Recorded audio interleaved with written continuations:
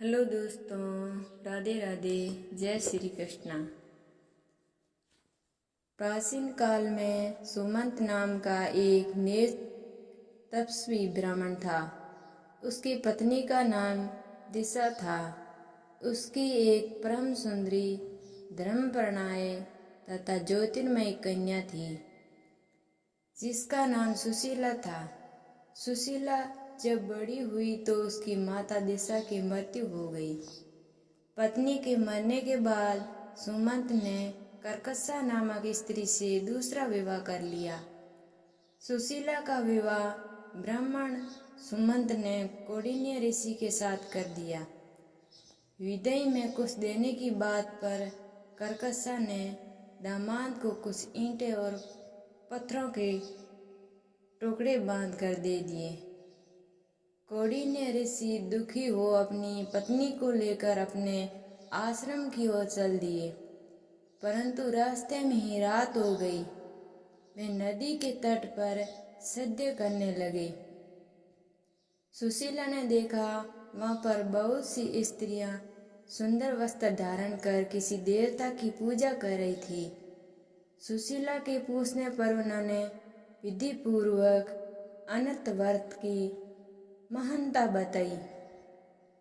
सुशीला ने वहीं उस व्रत का अनुष्ठान किया और 14 घंटा वाला डोरा हाथ में बांधकर ऋषि कौंडिन्य के पास आ गई। कौंडिन्य ने सुशीला के डोर के बारे में पूछा तो उसने सारी बात बता दी। उन्होंने डोरे को तोड़कर अग्नि में डाल दिया, जिससे भगवान अनंत जी का अपमान हुआ। परिणाम ऋषि कौंडिन्य दुखी रहने लगे, जिनकी सारी संपत्ति नष्ट हो गई। इस दरिद्रता का उन्होंने अपनी पत्नी से कारण पूछा तो सुशीला ने अनंत भगवान का डोरा जलाने की बात कही। पश्चाताप करते हुए ऋषि कौंडिन्य अनंत डोर के प्राप्ति के लिए वन में चले गए।